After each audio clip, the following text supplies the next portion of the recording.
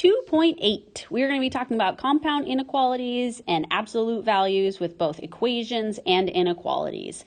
Please remember that we have some vocab words from our notes that we talked about today. We have disjunction and conjunction. Those are both going to be found on page 150, so make sure you get those into your notes and the symbols that go with them. And then our second one is absolute, or third one I should say, is absolute value. It's on page 151, and it talks about what that definition is and that we're the distance from zero, that we should always be getting two answers. So make sure, again, those are in your notes. So let's just practice solving some inequalities. So with solving our inequalities, when it just has the word or in between, we just solve each of these inequalities independently, and then we put them on a number line. So I'm going to minus 3. I'm going to get x has to be less than or equal to -1.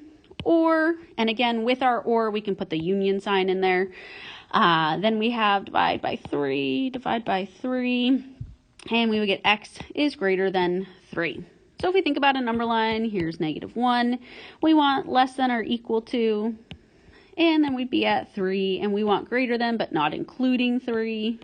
So open circle. All right, there's our first or statement practice.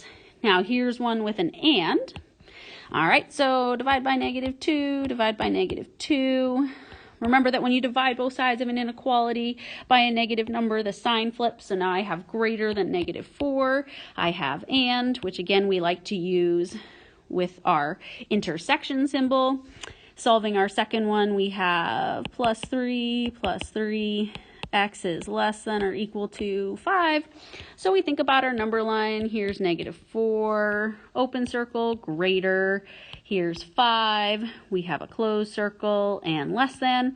So again, because it's our and statement, it's shaded only in between here. Okay, we could also write this final answer as -4 less than x less than or equal to 5. So it's in a compound inequality statement, instead of writing that and symbol with the intersection.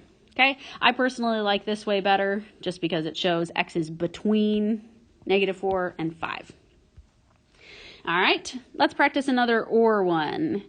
All right, so we have -3, x is greater than 4, or, and again, I want you guys to get in the habit of doing the union symbol. Divide both sides on this one by 3. We have x is greater than or equal to 6. All right, so let's think about our number line. Here's 4, here's 6, open circle at 4, and we want greater than, and closed circle at 6, and also greater than.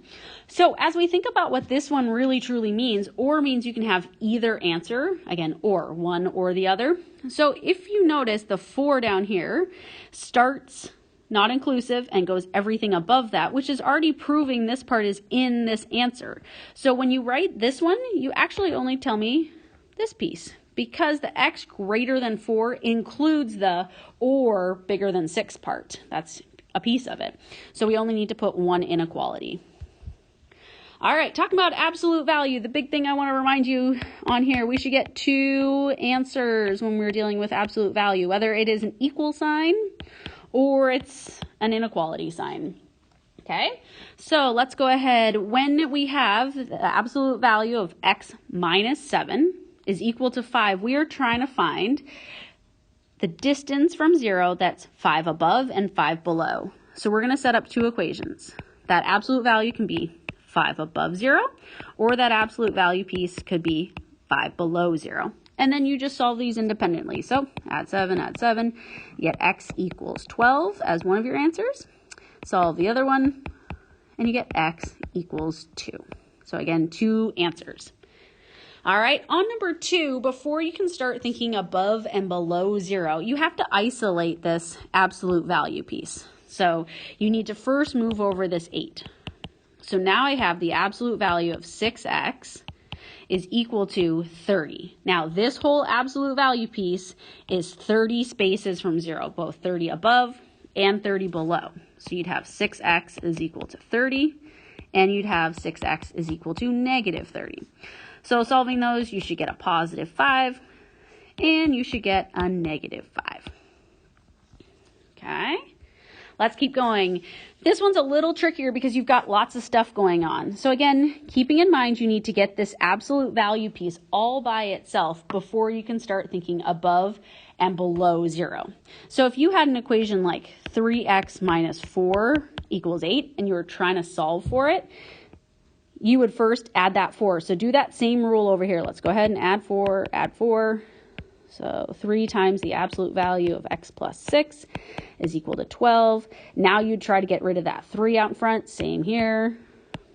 So now you have the absolute value of x plus 6 is equal to 4. So this piece is 4 spaces from 0. 4 spaces above, 4 spaces below. Okay, and we solve this, so we'd minus 6, you get x equals negative 2. And minus 6, you get x equals negative 10.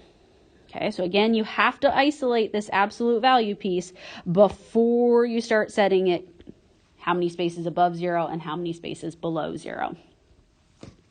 All right, inequalities. So we talked about this in your notes today. When you have something that is greater, I'm going to misspell this, great or, you know you're setting up an or statement.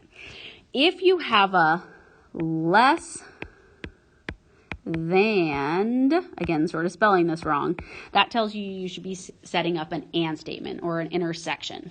Okay, so looking at this one, our absolute value piece is already by itself, which is great. So that means I am ready to set up a greater or a less than, and talking about and or. So it is a great or, so I am going to have 4x minus 8 is greater than 12, or 4x minus 8 is less than negative 12. And I'm going to go ahead and solve both of those. So adding 8 will give me 4x is greater than 20. Divide by 4, x is greater than 5. Okay, I'm going to put my or symbol in between. And then solving this guy, adding 8 over, I would get 4x is less than negative 4. Divide both sides by 4, and I would get x is less than negative 1. Okay. All right, next example, we've got to, this time, get our absolute value piece by itself. So I'm going to minus 36. I'm going to minus 36 on there. So now I have the absolute value of 3x is greater than, what would that be, negative 24.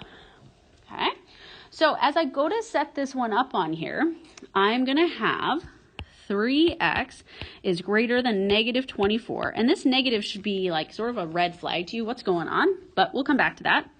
Or 3x is less than positive 24. All right, so when I solve each of these, this one would give me x is greater than negative 8.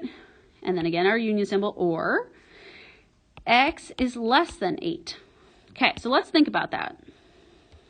I'm going to box that in. Now, if I have a number line, and I'm at negative 8 and bigger, and I'm at positive 8 and less than, you might be thinking this is an and statement, but remember, since it's or, it's all the way down here. So all the way the number is less than 8, and all the way above negative 8. So really, you've shaded in the whole entire number line.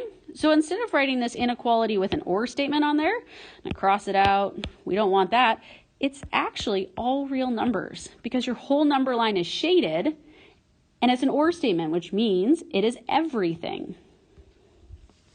All right, let's try these guys. All right, absolute value of x minus 5 divided by 2 is less than or equal to 4. All right, I got to get this absolute value part by itself first. So I'm going to multiply both sides by 2. So now I have the absolute value of x minus 5 less than or equal to 8.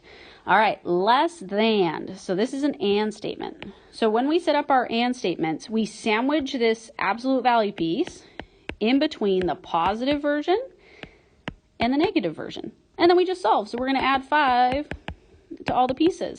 So you'd have negative 3 is less than or equal to x, which is less than or equal to 13. All right, last example. We need to divide both sides by negative 2 in order to isolate the absolute value piece. So I have the absolute value of x plus 5 is now, sign flips, less than negative 5. Okay, so again, a less than on here. Well, the problem with this is now you're seeing this negative sign. And if we were to try to set up an and statement, this would read x plus 5 is less than negative 5, but then I can't possibly put a plus 5 over here because that wouldn't make sense. It's supposed to go small to big. So on an example like this, if you actually try to solve it, you'll find out that the arrows go in opposite directions. And since it's an and statement and they're not coming together, there's not a junction where they're coming together, this is actually no solution. Okay, so you can put that 0 with a slash, or better yet, no solution, because sometimes people are messy and it's hard to tell what that 0 with a slash is.